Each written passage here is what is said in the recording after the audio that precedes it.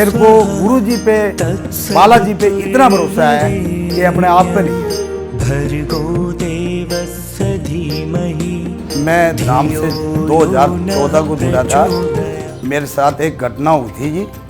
2014 में मैं काम पे गए हुए थे, मेरी लेबर, वहाँ दारू पीने के कारण एक बंदा मर चुका था और मेरे ऊपर इल्ज़ाम लग चुका था कि भाई तेलू हलवाई ने ये बंदा मारा है, और अखबारों में भी निकल गई थी, थाने तक रिपोर्ट नहीं पहुंची थी।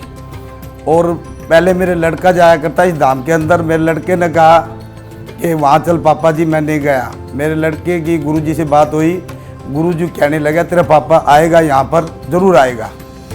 तो 2014 में जब ये आदमी मेरे ऊपर इल्ज़ाम लगा मरने के, तो मेरे रिश्तेदारों ने कहा मेरे को, भाई एक बार वहाँ आप धाम में चलो, देखो क्या होता क्या नहीं। तो मैं पूर्णिमा के ऊपर धाम में चला गया और कुदरती बाबे की ऐसी कृपा हुई कि मेरा नंबर आ गया। और गुरुजी ने मेरे को बिना ही बैठते ही कहा कि जिस कार्य से आए हो आप, उस कार्य में आपका बाल भी बाका नहीं होएगा, ये मैं आपको लिख के देता हूँ, ठीक है। बोला तेरे को थाने तक जाने की नौबत नहीं पड़ेगी। वो आदमी रोहतक एडमिट हुआ था और रोहतक मरा। जब यहाँ लाश आने लगी तो मेरी दुकान तिरकोने पार्क पे थी हलवाई की। तो वो किसी तरह लगाओ, किसी के माध्यम से लगाओ या कुछ ही लगाओ, वो पत्रकार मेरी दुकान पे बैठे करता, आया करता, मेरा भाई बना हुआ था। नो बोला तेलू राम तेरे को थाने तक नहीं जाने देंगे। अखबारों में भी निकल गई थी हर जगह। तो कई ये कहने लगे भाई वो आदमी ऐसा है, नहीं है, कई ये कहने लगे ऐसे है, हर तरह की दुनिया थी। तो उसकी माँ, जो वो इंसान मरा था, उसकी माँ यहाँ हमारे एमसी है फकीर चंद बब्बर, उसके लड़के के पास गई, ये मेरी रिपोर्ट नहीं कटन लग रही, एक हलवाई ने मेरा लड़का मार दिया दारू पिया के। उसने कहा कि मैं चल भाई मैं कटवाता हूँ। उससे पूछा, उसने कहा भाई पहले बैठ के उसने दारू पी और फिर मार के मेरा लड़का बड्डे में डाला है। आज कुछ कदम चल के उसने पूछा भाई हलवाई का नाम बता। बोला भी तेलू हलवाई है। तो उसने कहा कि वो दारू के हाथ ही नहीं लगाता। फिर एक दो पास और गई बाजार में, उन्होंने बोल रखा, उन्होंने भी यही कहा कि वो दारू के हाथ नहीं लगाता। मैं धाम के अंदर सेवा करता रहा अपनी तन मन से। तो धाम वालों ने ही, सैनी सर ने, इन्होंने सबको गुरुजी को बोला कि तेलू इतने दिन से सेवा कर रहा है, भाई इसके कुछ। बोला मैं इसको बचाऊं या इसको काम को चलाऊं। अगर बोला ये जिंदा रहा तो कर्जा भी उतार देगा, और मर गया तो फिर किसका कर्जा उतारेगा। बोला इसके ऊपर एक चीज आती है, वो कंट्रोल करूं, दूसरी फिर आ जाती है। तो मैं तिरकोने पार्क पे दिवाली लगाता था। तो मेरे को गुरुजी ने आदेश दिया भी तेलू राम दिवाली वाले दिन तू भट्टी के ऊपर मत बैठियो। बोला मरण नहीं दूंगा मैं तेरे को, लेकिन झटका आ जाता है, दही में पड़ जाए। तो मैं दिवाली वाले दिन भट्टी पे नहीं बैठा, मेरे को सुरारा आया लेकिन मेरी जान बच गई। दिवाली के बाद मेरे को गुरुजी ने कहा कि तेरा काम भी खुल गया, अब तेरा कोई बाल भी बाका नहीं कर सकता, और कमार खा। ये जो भी कुछ देन है साल के, उस साल के दौरान ही 2015 के दौरान जो कुछ देन है, मैंने कमाया भी, लगाया भी। फिर इन लड़कों की शादी मान दी घर से बिना पूछे ही। हमारे घर पे लड़ाई होने शुरू होगी, भाई घर पे रुपये पड़े 2 लाख, शादी कहाँ से हुई।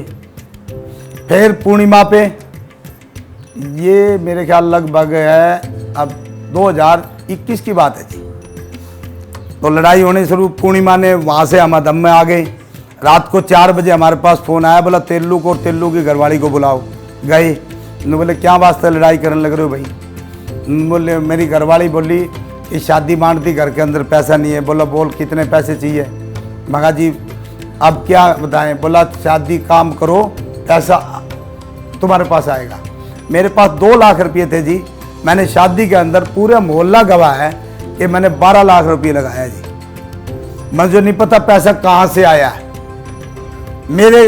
सिर्फ मेरे ऊपर सिर हुआ तो 1.5 लाख रुपया हुआ। मुझे नहीं पता बाबा ने कहाँ से पैसा इकट्ठा करा, कहाँ से नहीं। और काम मेरा आगे से आगे बनता चला गया।